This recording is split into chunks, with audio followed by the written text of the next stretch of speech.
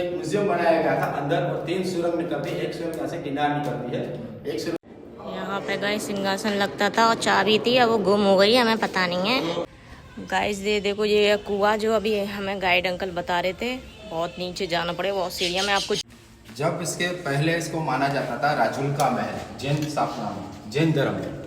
उसके बाद रानक देवी महल और 1472 के बाद जो मुगलों का शासन रहा, उसने किला तोड़ा था तो इसका नाम रखा गया जोमा मस्जिद, क्योंकि यहाँ 350 साल तक सिर्फ नमाज पढ़ी गई थी। और रानक देवी जो गवर्नमेंट ने नाम इसलिए लिखा गया कि उसकी जैसी कोई रानी हुई नहीं, उसे जो इस गिरनार से इतिहास जुड़ा हुआ है, जिसने गिरनार को श्राप दे दिया अपने पति के लिए। पति के लिए ढाल थी, तो उसको पता चल जाए कि पति पे आफत कोई आई है तो कोई व्रत रखेगी या भूखी रहेगी या दीपक जलाएगी। इसलिए जब उसको पता था कि उसने मेरे पति ने दुश्मनी ले ली दूसरे राज्य से और वो मुझे लेना चाहता है, तब यहाँ के राख गंगा ने उसने शादी कर ली और उसकी नाक कटा दी गुजरात के राजा की। पर गुजरात का राजा 12 साल स्पोर्ट पे अटैक करके बैठा हुआ था। उसने हर एक दिमाग लगा लिया, तब उसका दिमाग नहीं चल रहा था। उसका दिमाग चलाने वाले उसके सेनापति थे उंजार और मुंजार। उसको पता था कि इस किले के अंदर 2 कुत्ते रहते हैं, उसके लालची, यानी कि उसके 2 भतीजे जो किसी के नहीं होते थे।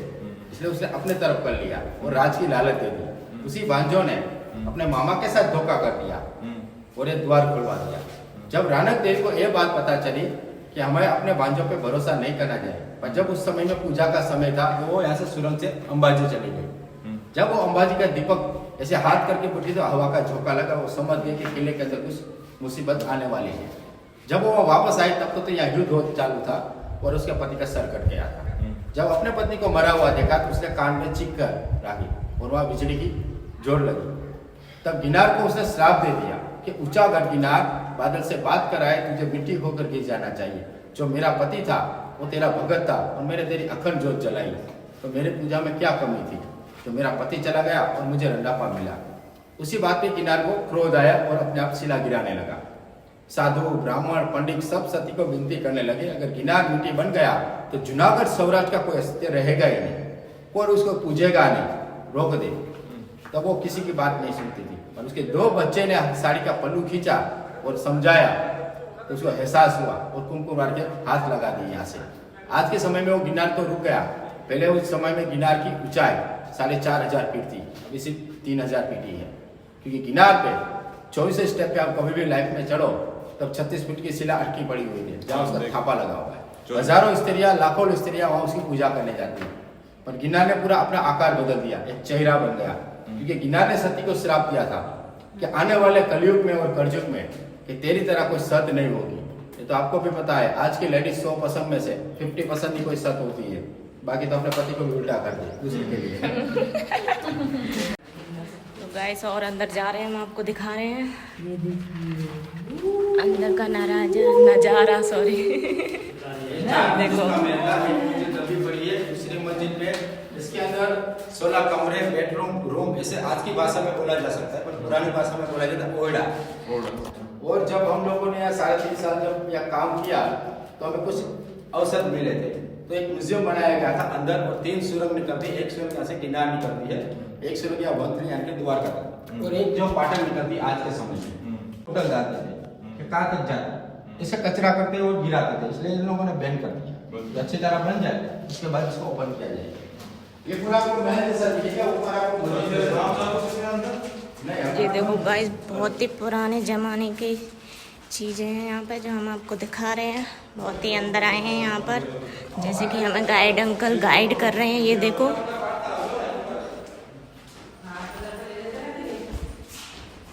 पूरा नज़ारा मैंने आपको दिखा दिया है। अब गाइस और अंदर जा रहे हैं हम। ये देखो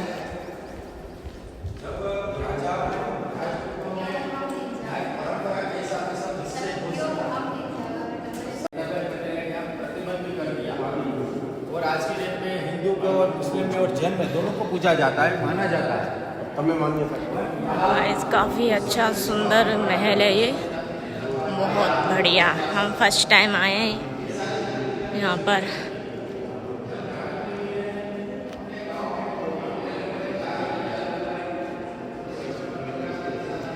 देखो यहाँ लाइव दिखाया जा रहा है गाइस। जैसे कि जिसको समझ में नहीं आ रहा तो वो यहाँ से स्टार्टिंग से पूरा आफ्टर सब दिखाया जा रहा है। देखिए ये पुराने ज़माने की तस्वीरें हैं यहाँ पे। ये देखो, ये स्टार्टिंग का जो हम एंट्री की थी आपको दिखाया था, फिर वहाँ पर हम गए थे। ये भी है और ये भी बहुत काफ़ी अच्छा है। देखो गाइस, और बाकी के गाइड अंकल गाइड कर रहे हैं, मैं आपको दिखाती हूँ। यहाँ पे गाइस सिंहासन लगता था और चाबी थी, अब वो गुम हो गई, हमें पता नहीं है। ये देखिए काफ़ी अच्छा, कितना अच्छा सुंदर डिजाइन किया गया पहले ज़माने का, अभी तक बहुत चल रहा है। इसलिए मैं आपको बोला था रिपीट करता हूँ। यहाँ पे जितने राजपूत राजा है ना, उसका शासन है। पास में रानी का सिंहासन में पूरा एक मंत्रीगण था। यहाँ सोने चांदी की तलवार, ढाल, पालकी, सिंहासन था। सभी गवर्नमेंट ने म्यूजियम में रखा है आज के समय में। और यहाँ 144 स्तंभ है, आप मिल नहीं पाओगे, भूल जाओगे आप। और 2 शादी के मंडप थे जहाँ मोहम्मद बेगड़ा ने 3 जगह पे 3 डोम बनवाए और 4 दिशा में 4 मीनार लगाए। वो गया जुम्मा मस्जिद, फिलहाल रानक देवी का महल पूजा जाता है। 84वां वर्ष में चाबी का झूला माना जाता है कि लेडीज को चाबी का गुच्छा दिया जाता है। जब पत्नी शादी करके आती है तो सास अपने चारों बहू को चाबी का गुच्छा देती है। आज की तो परंपरा अलग है, क्या देंगे आज आपको पता है। और ये जैन टेम्पल है, उसको चढ़ाई गई धतूरा फूल की माला, यानी कि शिव की स्थापना। और यहाँ कमल फूल यानी कि मौर्यों की स्थापना। मुगल साम्राज्य में जब मुगल यहाँ नमाज पढ़ते थे और बाम पढ़ते थे, आज के समय में वो बैन है। आप फोटो आप घूम लो, उसके बाद रानी देवी की स्टोरी में टीवी के पास खत्म करो। पहले आपको फोटो दिखा वहाँ। गाइस ये तो आप लोग जानते हैं, आटा पीसने की चक्की पुराने ज़माने में जो गांव में होती है वो यहाँ पर भी है, यहाँ दर्शाया गया है। लोगों के दिमाग में निकल ना जाए कि चुड़ास माँ का भी हुक्म है, इसीलिए। और असल इसकी जो पूजा कहाँ होती है आपको पता है, पाटन में, वढवाण में। भविष्य में आप गए हो पाटन जाओ या तो आपको स्टेप वेल देखने मिलेगी। हर एक जैसे रानी की वाव लिखा होगा 100 की नोट में, वहीं स्टेप वेल पाटन में। उसके बाद वढवाण गाँव है, वहाँ यहाँ की रानक देवी का मंदिर है। इसका मीनिंग भी बताऊंगा कि बोल रहा है गुजराती में बोलिंग क्यों मैंने खबर पड़े। रानी की बावड़ी बोलते हैं। आपने की यार बेटे वो 2 बार की बोल आपको नॉलेज लेना नहीं है, आपके पास पूरा ऑलरेडी पता है। समय में प्राण की पूरा वर्ड है, रानी की नहीं है, प्राण की। हाँ पूरा वर्ड है रानक देवी। हाँ जो मैं बता रहा अरे है रानी की बात बोलते हैं, ये बोल रहे थे कि प्रजापति की समाधि है। वहाँ की जो औरत है पाटन में, आज के समय की पीढ़ी की, उसके यहाँ बच्चे का जन्म होता है तो कुछ औरत को प्रॉब्लम रहती है, दूध नहीं मिलता है, तो वहाँ की परंपरा के हिसाब से वहाँ झाड़ू मारा जाता है रानक देवी की फोटो पे। और उसको जो वस्त्र पहनाया जाता है, उसको नया पहनाया जाता है, उसका खुद पहनना पड़ता है। और अपने घर पे जाए और अपने बच्चे का मुंह देखे तो अपने आप दूध गिरने लगता है। ये परंपरा वहाँ की है। और हमारे यहाँ सौराष्ट्र की परंपरा है कि रानक देवी की थापा की पूजा करना होता है, तो उसके बाद यहाँ पूजा करना होता है 2 बच्चे। उसके बाद घड़ी कड़ी वाव नवघन कुआ, जिसने नहीं देखा तो जिंदा हुआ, यानी कि आप आए हो बावड़ी कुआ देखोगे तो आप तो अमर हो गए। मैं हर रोज अमर होता हूँ देखकर। एक कहावत बनाई गई है। और जो रानक देवी की पाटन में सती क्यों हुई, लोग सवाल करते हैं, यहाँ क्यों नहीं हुई अपने पति के साथ यहाँ, तो उसका कारण क्या था, जब उसने अपने पति को मरा हुआ देखा तो उसने गिनार को श्राप दिया, गिनार ने रानी को श्राप दे दिया क्रोध में। और जो हंसने लगा पाटन का राजा, मैं तो जीत चुका हुआ, बन जा मेरी रानी। पहले की औरत में क्या था, सतीपन था। अपने मुंह से बोल दे कि मुझे तो अपने पति के साथ जाना है, सती होना है, तो समझ लो यहाँ से दूर चला जाए, उसको छू नहीं पाते हम। उसके बाद कुलदेवी रहती, देवी का वास रहता था, इसलिए पाटन के राजा को श्राप दिया गया, तब उसे दूर हो गया। उसने अपना दिमाग चलाया, इसको झुकाना कैसे है, तो उसने सर उठा लिया और बोलने लगा कि तुझे गुजरात आना पड़ेगा। और जब वो गुजरात अपने पति का सर लेने जा रहे उससे पहले रास्ता रोका, 2 बच्चे थे। पाटन का राजा वो नहीं चाहता कि उसका वंश बढ़े, वहीं खत्म कर दिया इस जगह पे। और जब रानक देवी ने सुरंग से जाकर वढवाण गई और उसको नदी पार करना था और नदी का तेज बहुत था, तो उसकी सेना बह रही थी पानी में। उसी वजह से रानक देवी ने ऐसे देखा नदी में और नदी को देख देख बात करने लगी कि फिलहाल अब मैं अपने पति के बिना विफल हूँ, बच्चों के बिना विफल हूँ, तो तू 12 महीने पानी के बिना विफल रहेगी, किसी का भोग नहीं लेगी, तेरा भूखा रहेगा सूखा। इसलिए आज के समय में उस नदी में पानी टिकता नहीं, कितनी भी बारिश आती, सिर्फ आधे घंटे में सूखी हो जाती है। जैसे रानी चली ऐसे पानी सूखने लगा था। सभा में जाकर उसने साड़ी का पल्लू बिछाया कि सर दे दो मुझे। वहाँ की रानी ने देखते थे उसके रोंगटे खड़े हो गए कि बेटा उसको पाटन से जूनागढ़ भेज दे, इतना अपमान मत कर सती का। और वो इतना जिद्दीला था तो उसने हाथ पकड़ा नानक देव का और धक्का दिया, यानी कि पूरे गाँव में सबको कोड निकलने लगा। और उसने रानी ने अपने पति का सर साड़ी में समेट कर चलती बनी। जब सूरज डूबने वाला था, वढवान में पहुंची, आकाश में देखने लगी, सूरज बंद हो जाए तो नदी का पानी भी यूज नहीं कर सकते, इसलिए फिलहाल एक ही कुआं था, नवघन कुआं। इसलिए राजा ने जब सवाल किया कि 2 बावड़ी यहाँ बनी है, इसका पानी नहीं आ रहा है, उसका कारण क्या है? उसने जोत देखा और पंडित को बताया। पंडित ने बोला 2 लड़की कुंवारी यहाँ बलि देगी तभी पानी आएगा, वरना पानी नहीं आएगा। ये राजा ने पूरे गांव में ढोल बजवाया, ऐसी कोई लड़की हो तो उसको हाजिर करो। और 3 दिन हो गए, कोई राजी नहीं हुआ। सभा में जाकर 2 लड़की खड़ी हो गई, उसका नाम था एती और केती।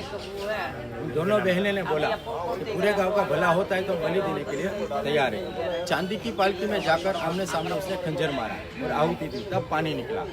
राजा ने अपने मन से सोचा कि आने वाली इस पीढ़ी को कोई भूल जाएगा दोनों लड़की को, इसलिए उसका नाम रखते हैं एती और केती। समय के हिसाब से फिर से नाम भूल गए, हड़ी और चढ़ी नाम रखा, हड़ी और कड़ी नाम रखा।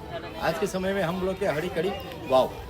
फिलहाल आज की भाषा में बोला जाता है पंडित की। कोई आदमी 195 स्टेप नीचे जाए, कचरा हटाए, मुंह से पानी खींच के लागे और बरगद के पेड़ पे डाले, तो आने वाले समय में उसको जितने मकान मिलेंगे, और इस जन्म में एडवांस बुकिंग किराए के भी नहीं मिलेंगे। हड़ी कड़ी वाव, नवघन कुआं, जिसने नहीं देखा वो जिंदा हुआ। यहाँ से आपको सीढ़ी भी दिखाई देगी, ऊपर से पूरी बावड़ी, वहाँ से उसके बाद यहाँ छाँव में आ जाएगी। देख के आइए गाइस, तो ये है बावड़ी जो ढक दिया गया है, बहुत बढ़िया। और उसके पीछे आप देख रहे हो ये ऊंचे ऊंचे पहाड़ हैं, यहाँ पे बहुत अच्छे पहाड़ लग रहे हैं, बहुत मज़ा आ रहा है। और आगे जाके भी आपको दिखा रही हूँ मैं।